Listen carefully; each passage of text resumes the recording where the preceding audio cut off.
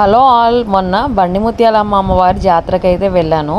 So మా బాబు నేను అయితే వెళ్ళాను. సో ఇంత క్రౌడ్ ఉంటుందని అనుకోలేదు. బేసిక్గా నేను ఇన్ని జాతరలకు వెళ్ళాను కానీ ఇంత క్రౌడ్ అయితే ఎప్పుడు లేదు. ఎందుకంటే 3 ఇయర్స్కి ఒకసారి ఈ జాతర అయితే చేస్తారంటే, ఇంకా లైటింగ్ హడావుడి ఎగ్జిబిషన్ టైప్ పెట్టారన్నమాట. ఇంకా ఆ క్రౌడ్ చూసి నాకు చాలా భయం వేసింది. సో అలాగే అమ్మవారిని నమ్ముకొని కొంచెం ఎదరకు వెళ్ళిన తర్వాత ఏదో కొంచెం ఆ క్రౌడ్లోనే గెంటుకుంటూ వెళ్ళి దర్శనం అయితే చేసుకున్నాము. ఇంకా ఆలయ చరిత్రకి వస్తే అమ్మవారు అంట మద్రాసు నుంచి ఇక్కడికైతే వచ్చారంట. ఇక్కడ వెలిసారు.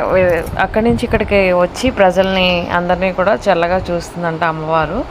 అండ్ ఇంకా ఇక్కడ చాలా ప్రోగ్రామ్స్ అయితే కండక్ట్ చేశారు. అంటే సుమారుగా ఒక 15 రోజుల నుంచి జరుగుతున్న జాతర మహోత్సవాల్లో ఇంకా చుట్టుపక్కల ప్రాంతాల నుంచి కూడా చాలామంది వచ్చారు.